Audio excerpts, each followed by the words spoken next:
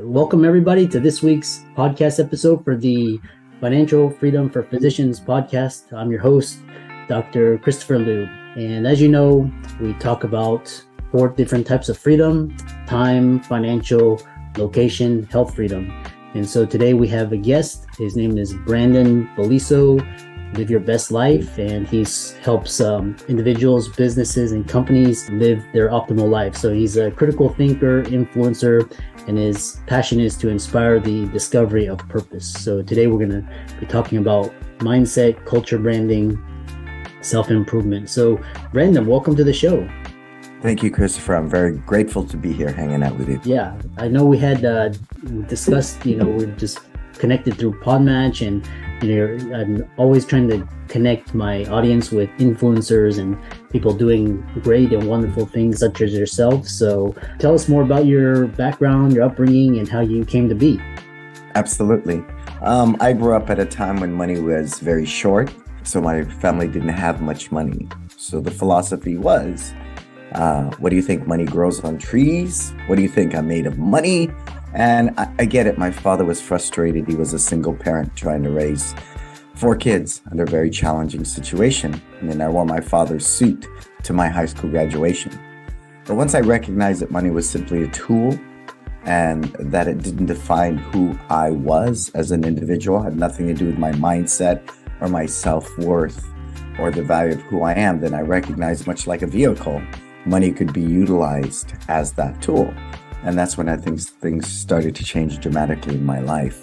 But I also recognize with financial wealth, it doesn't equal physical wealth, emotional wealth, mental wealth, spiritual wealth. So those are other things to create a balanced human being that helps us take the right action, make good choices, and be happy, good times or bad. Yeah, that's interesting. I like that idea of this idea that money is a tool, and it doesn't define your worth, because in the West we're conditioned to strive and succeed, and our income and our net worth, that's what we're, and our status in society, that's how we're judged and measured. So this is really interesting. And the question is, one thing I've noticed is in society we're in this fixed mindset. We're so like almost like there's one path and everybody else kind of gets pushed to the side. How do you move from a fixed to a growth mindset? Well, I'm an entrepreneur. I've owned businesses my whole life, pretty much since my early 20s, and I recognize change is the key to success. I mean, as we negotiated this pandemic, and there's still residual effects of that, change was all that helped small businesses survive. If you didn't pivot, if you were a restaurant and you didn't pivot into DoorDash and Uber Eats and become a digital restaurant, I remember going into a parking lot, buying food from somebody that was posting pictures at Instagram. I mean, talk about that disruptive critical thinking that it takes. One of my businesses is 2 martial arts schools, and we had 1,000 students. As soon as the pandemic hit, we dropped down to 750. We were virtual within a week, running 750 students virtually. And we did that for the better part of 2 years. We taught out of parking lots. We were doing everything through a software and our phones, and people were purchasing memberships. So I think change is the key to success. And I love that you use the word fixed mindset, Christopher, because a fixed mindset is the death of all of us. You're a doctor. If you're not constantly taking seminars, bettering your practices, then you become obsolete.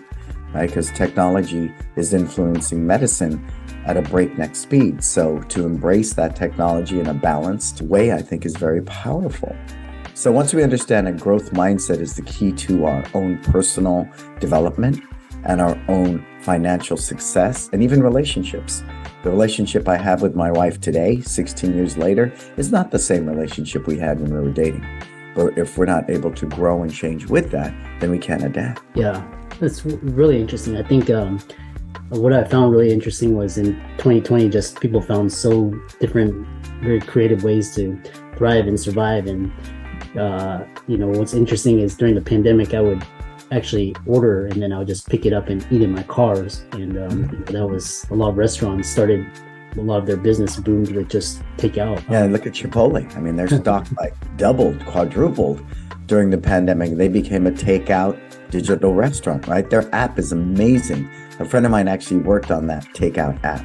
And if you look at Chipotle's app, it is, as far as a customer experience, it's seamless and it's powerful. And so that ability to do that, I think, is what makes a huge difference in our own well-being. But I love that. I mean, that terminology of fixed mindset to growth mindset is really why we as humans suffer, our inability to shift our mindset to whatever's going on in the climate today. So that's powerful, Christopher. Yeah.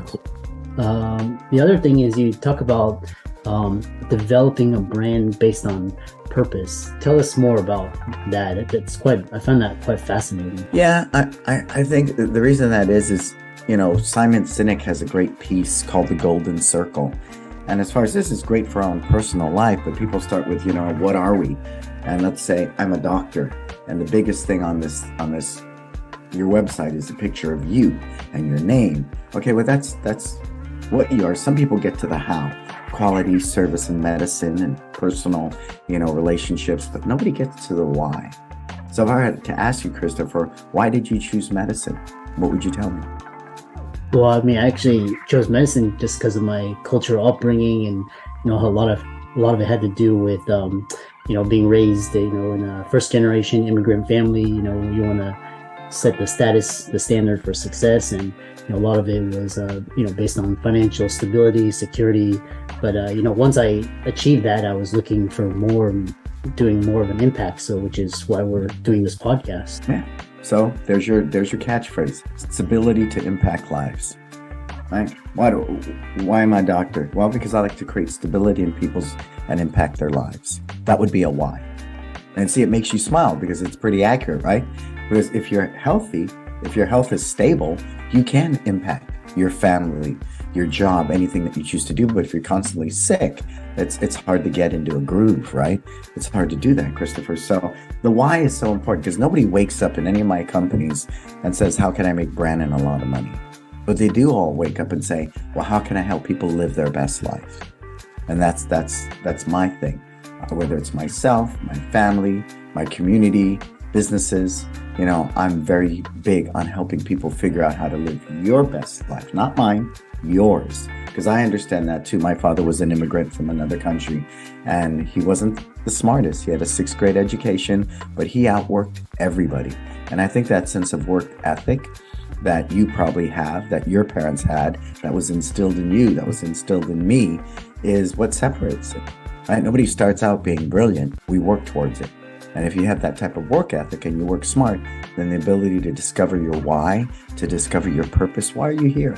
I mean, we're only here for a second, right? And what do you want to do here? You want to accumulate a lot of toys? And that's nice too. Don't get me wrong. The first million I broke, you know, was like, ooh, considering I wore my dad's suit to my graduation, and I went nuts for a little bit. And then I kind of pulled in the reins and said, well, are you any happier? And I recognized no. So I went on this quest for 3 years, walking through Joshua Tree by myself, sitting in the woods, beating drums with guys, anything it took, because I wanted to be personally rich. Because, you know, money's, again, just a tool. It's materialism.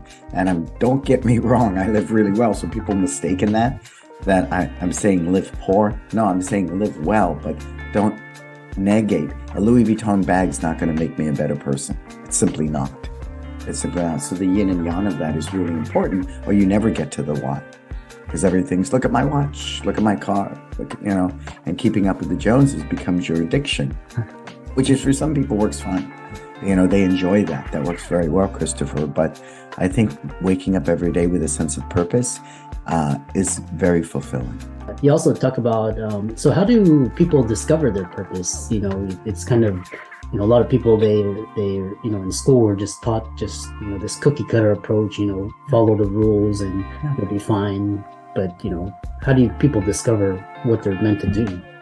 I think it takes a lot of courage. You know, I know a lot of generational families where the dad is a dentist, the son is a dentist, his son is a dentist. They even have a family practice. You know, my dentist in his office, the father, the son, and the son are all dentists. And that's cool because what they're really saying is it's not about being a dentist. It's about family. And their why became very clear at some point.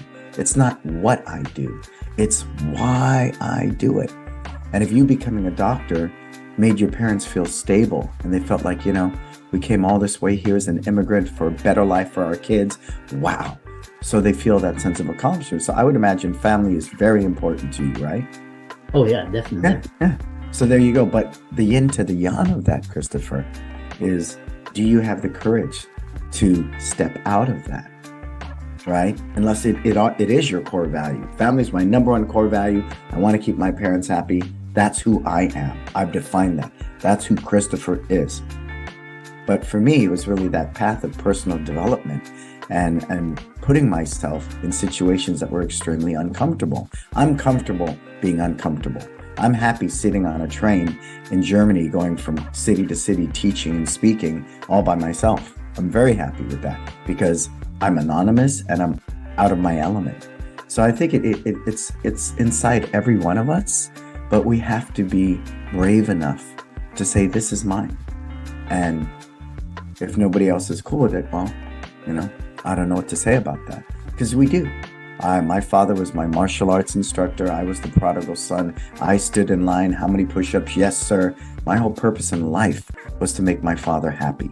But then, much like my father, I am my father's son. I was just as strong-willed, had my own voice like him. I was independent like him. I was a critical thinker like him. And so eventually I had to walk that path. And was it rocky? Yeah. Did I have the support of my family? No, absolutely not. You do as I say, right? Is the way my father lived. But through that suffering, I found myself. And it's a much more fulfilling life than simply being a soldier in my father's army. Yeah, it's quite interesting. And how did people, what you're describing is, the path of self-individuation, self-actualization, and how do people create their version of success? We have the media, you have Instagram, all these celebrities. How do people distill, the noise from the signal from the noise? Well, I think we hear it. It's often a very trendy word, be authentic. Be authentic. And if you will follow me at social media, I don't use the filters. I avoid all of that. What's the latest, greatest thing? You should be using this frame, that filter. I just simply sit in my car and I post. And it's content driven. And it's very authentic because I believe trust is the last true form of marketing. And I say that all the time in a world of misinformation and straight up lies. Like that one yesterday. They just fined Alex Jones $1 billion. How could you sit there and say it's a conspiracy that what happened at Sandy Hook? That's insane. But you know what? People believed him. That's so scary that people actually, without any type of research, without any fact checking, they believed what he said at face value. That's really scary. That's really scary. So I think if you're out to cultivate your brand, then number one, you need to have a very clear message that is true, right? True to you, because that's where it begins and ends. We know in a Western culture, everything's external, right? I need a distraction. Let me watch this marathon on Netflix. Let me go out here and spend $1,500. I didn't really need to buy those shoes, but why did I buy them, right? That's the Western experience. But really, the true journey is inward. And as zen as that sounds, it is. But it's lonely, because inside you is you. Are you willing to pull back your own covers, Christopher, and take a look and go, oh, wow, I don't like that about me. So I want to change that about me, because only I can make that change. Nobody else can change me but me. And that's a rough time, for a lot of people. And so they'd rather just, post a selfie and wait, ooh, I got 300 views. Yay, I'm wonderful. Everybody loves me, right? Or I post this video. How many views did I get? That's really sad. Especially for our young people today, it really distanced them from themselves. And I think it was Thich Nhat Hanh said that you don't need a smartphone to know that you're smart. You don't need a Fitbit to teach you you're fit. Be in tune with yourself. Know thyself. And as selfish as that might sound, the yin to the yang is the more selfish you can be, the more selfless you become. Interesting. Yeah, it's you incorporate a lot of Eastern absolutely principles, and I think what's interesting is, a lot of the West is starting to adopt this, Eastern philosophy, and it started to go in the mainstream. You have yoga, and you have Zen, you have Buddhism. So I know you wrote a book which called Live, Learn, and Grow, Lessons of a Reluctant Tiger, which I'm going to check out after our interview, and definitely I encourage the audience to check it out. It's on Amazon.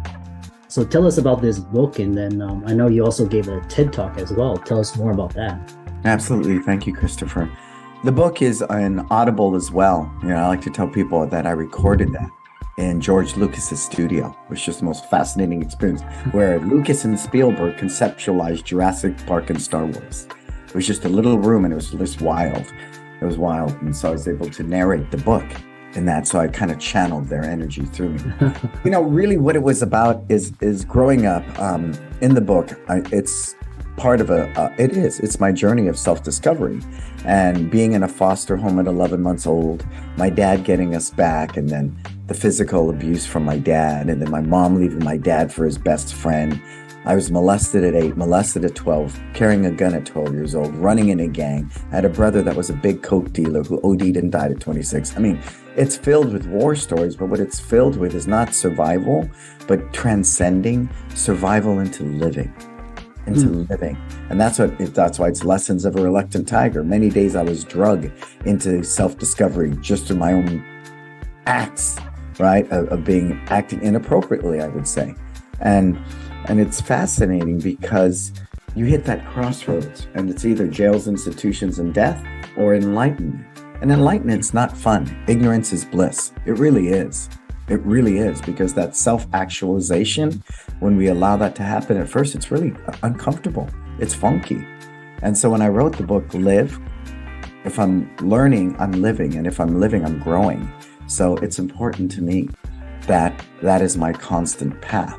And at 60 years old, if I behave the way I did when I was 20, then I've learned nothing. Nothing. And someone asked me that in a podcast though recently. They go, well, you're 60 years old. What would you tell your 20-year-old self? I said, nothing. I'm not going to mess up his 20-year-old game. He should be out there partying and chasing girls and being an idiot. That's part of his self-discovery, right? That's part of youth. Don't mess it up with a bunch of wisdom at 60, right? So I think that's what the book does. I hope the book inspires people to have courage to write their own book and recognize that book was, very cathartic for me. It was part of my therapy in getting all these skeletons out of my closet into the light of day. I should not be ashamed that I was molested at 8, but I was ashamed for many years. And I recognized by putting it in the light of day, it no longer has power over me. And that was crucial for me in my own personal development. Yeah, it's quite a very inspiring and powerful journey, very very raw and real. So one last question, because we're coming up on time, is one is how to use what your past and your trials and your tribulations to become an effective leader in today's uncertain world. I think I look at my team. 2 of my guys bought houses in the pandemic. I kept my core team strong. I came back to work. That's all leadership. Leadership by example, right? I think creating a culture that's purpose-driven and not centered around somebody's ego. A personality-driven business is not sustainable. A culture-driven business is something different, but that takes a different type of leadership. The control and command leadership of post-World War II. Do as I say, right? You had the boss, you had the managers, you had the assembly line workers. So there's that trickle-down effect. Now everything we do is a flatline management. I'm not the boss, I'm not the CEO, I'm part of the team. So that alone, and leading by example. If I'm in one of my businesses and the bathroom's dirty, I will absolutely clean that bathroom. I'm in it. I'm in it. And then I will happily walk out and say, hey, you guys, can you get the other bathroom? I took care of this one. So that's leadership by example. Do as I say, not as I do, is just so obsolete. And today's millennial and Z need a lot more inspiration than simply, here's a process, follow this process, I will grade you on this process, and if you do, you get paid. It's just simply obsolete. Yeah, that's it. And, I've really enjoyed this conversation because, I'm all into self-improvement, how to become a better leader, how to become a better influencer. So, and how do people follow you definitely check out your book. How Sure. is your website contacting you? Yep. I mean, I have several podcasts. I have one called Mindful Meditation, which is about the mindset. I have Success Never Sleeps, which is a weekly show I do live at Facebook and YouTube. Those are both in podcast format. You can follow me at Instagram. You can follow me at Facebook. For everything else, in LinkedIn, of course. And for everything else, you can go to brannonbeliso.com. Yeah. And you also have a YouTube channel, so definitely check that out. And it looks like everybody's having a YouTube channel, so that's really great to see. Yeah, but I think the part of that is don't allow social media to dominate your space. Use it for what it is. Understand who your demographic is and where they play. And I would think in your work, LinkedIn is powerful. I mean, I don't care how popular TikTok is. It's not my format. It's not my audience. So it's not a place I'm going to hang out, right? And Meta's not going to look for me at TikTok. Meta found me through LinkedIn. And so it's a different place to be. Yeah. And for all the listeners out there, Brannon's resources will be in the links and show notes. And oh yeah, and don't forget to watch my TED Talk, Happy on Purpose. Yeah. That. Yeah. And that'll be in the resources as well. So thanks so much, and we'll look forward to hearing about your